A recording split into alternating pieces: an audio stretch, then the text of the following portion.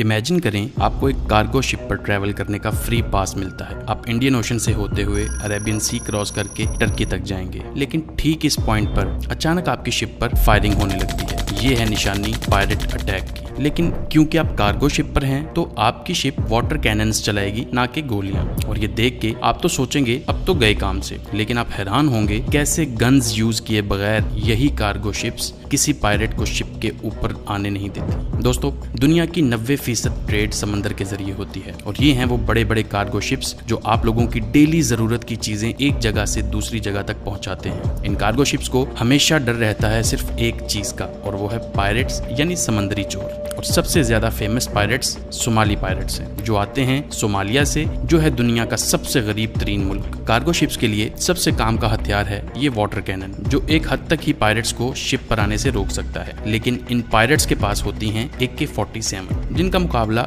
Water cannon तो बिल्कुल भी नहीं कर सकती, लेकिन फिर भी ये पायरेट्स को शिप पर आने से रोक लेती हैं। अगर किसी तरह पायरेट्स फिर भी शिप पर आ गए तो ये वाटर कैनन्स कुछ नहीं कर सकेंगी। पायरेट्स अगर ज्यादा गुस्से में ना हो तो वो क्रू को जान से नहीं मारते, लेकिन कई हफ्तों या महीनों तक बंदी बना लेते हैं, बाज दफा तो कई सालों के लिए भी। एक बार तो सोमाली पायरेट्स ने US नेवी क्रूजर और डिस्ट्रॉयर पर भी हमला कर दिया था। आप सोचें ऐसी क्या वजह है कि कमर्शियल शिप्स यानी कार्गो शिप्स को अलाउ नहीं होता कि वो अपने साथ हथियार यानी वेपन्स ले जा सकें। आपने ये भी देखा होगा कि पायरेट्स के लिए हाई पिच नॉइज वाले स्पीकर्स को यूज किया जाता है, जो कानों से खून तक निकाल देते हैं, चाहे एयर प्लग्स ही क्यों ना पहन रखे हों। और फिर ये भी देखा होगा कि कैसे ये एक छोटी सी चीज पानी के पाइप को एक हथियार में बदल देती है। अब अगर ये सब कुछ काम ना करे और पायरेट्स शिप पर आ जाएं तो क्रू खुद को कैसे बचा सकता है, चलिए देखते हैं। कमर्शियल शिप्स यानी कार्गो शिप की 2 सिक्योरिटी लेयर्स होती हैं। फर्स्ट लेयर का मतलब है कि पायरेट्स को आगाह करना कि भाई दूर रहो, नहीं तो अंजाम अच्छा नहीं होगा, जैसे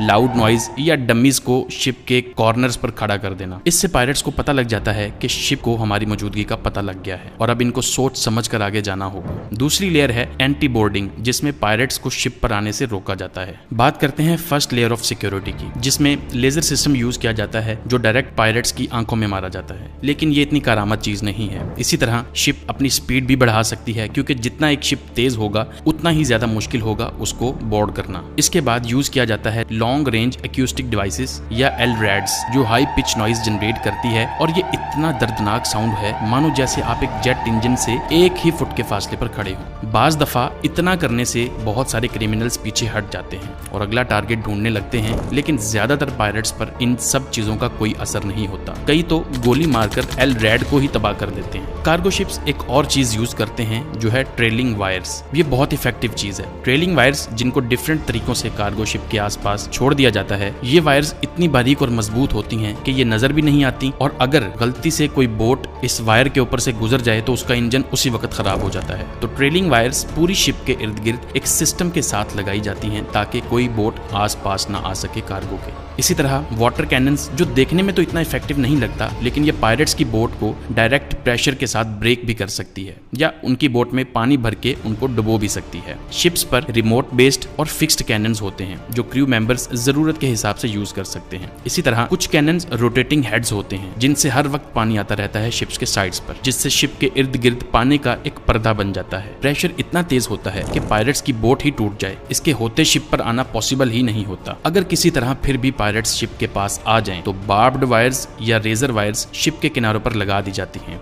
और उसके साथ सेफ्टी बैरियर्स को भी इस्तेमाल किया जाता है जो पायरेट्स की लैडर यानी सीढ़ी को शिप पर लैच करने से रोकते हैं। ये सब चीजें तो थी पायरेट की बोट को रोकने के लिए, लेकिन किसी ने सोचा भी नहीं था कि पायरेट्स हेलीकॉप्टर से भी कार्गो शिप को अटैक कर सकते हैं, जो कि बात है 19 नवंबर 2023 की, जब पायरेट्स ने हेलीकॉप्टर को यूज करके गैलेक्सी लीडर नामी शिप को अटैक किया और हुथी रेबल्स को शिप पर लैंड करवाया गया, जिन्होंने 25 क्रू मेंबर्स को हॉस्टेज बना लिया। देखें, हाईजैकिंग सिनेरियो में जब अटैकर्स ऑन बोर्ड आ जाएं तो क्रू का काम होता है कि वो मेडे इशू कर दे, ताकि अथॉरिटीज को नोटिफाई किया जा सके और फिर वैसल को एक सेफ रूम में शट ऑफ करें, जो पायरेट्स के लिए नाकस बन जाए। इस तरह पायरेट्स वैसल को ऑपरेट नहीं कर सकेंगे और ना ही क्रू को हॉस्टेज बना सकेंगे, जिससे उनके पास कोई लेवरेज नहीं होगा, और ना शिप को वो कहीं ले जा सकेंगे, जिससे उनका मिशन फेल हो जाएगा। लेकिन गैलेक्सी लीडर के साथ ये सरप्राइज था, क्योंकि ये एक कार कैरियर था और था भी एम्प्टी, लेकिन इसको हाईजैक सिर्फ पॉलिटिकल पर्पस के लिए किया गया था। हुथी रेबल्स ने शिप को